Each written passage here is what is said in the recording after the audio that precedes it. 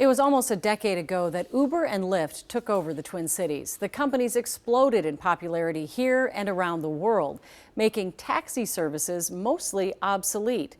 Now, with Uber and Lyft ready to leave Minneapolis over a rideshare ordinance increasing driver pay, there is a possible opening. Kaya Edwards spoke with the last remaining cab companies in the Twin Cities. Kaya? Julie, a Minneapolis spokesperson says just before Uber and Lyft entered the market in 2015, almost 40 taxi companies were licensed in the city. Today, there are just 6, and 4 of them are under the same ownership. We wanted to know if they're preparing for an influx of drivers. First, Blue and White Taxi acquired ABC Taxi. And then after Uber came to town, the gentleman at Rainbow Taxi asked me to buy him out. Waleed Sanbol is co-owner and CEO. And then I bought out the gentleman at Red and White Taxi. The company's been around nearly a century. It's dealt with regulations from the city, and we've never closed up or cried or said we have to leave if you don't do something. We've been able to adjust and pivot. They could soon pivot again as Uber and Lyft vow to leave Minneapolis May 1st, following council's decision to require rideshare companies to raise driver pay. We know a lot of drivers at Uber and Lyft, and they've asked us if they can come aboard if this happens. And we said, look, let's just wait and see what happens. With Councilmember Andrea Jenkins saying she'd reconsider the ordinance and a possible vote in April, Sanbol says he doubts the companies will leave, but says he's prepared to hire drivers if they do. Within a day, we would be able to add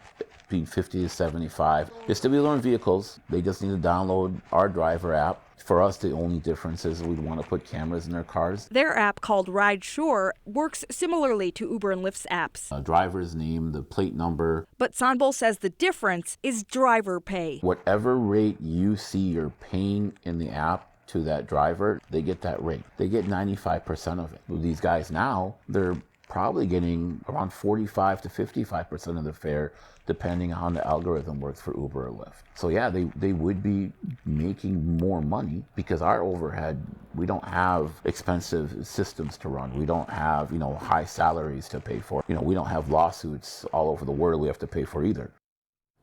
Councilmember Robin Wansley's aide tells us at least 3 rideshare companies are pursuing licenses to try to come to Minneapolis. As for taxi companies, a city spokesperson says there haven't been any new requests for licenses. And today, Minneapolis Mayor Jacob Frey's office says the mayor is meeting with key stakeholders to prepare for Uber and Lyft's departure. All right, thanks, Kaya.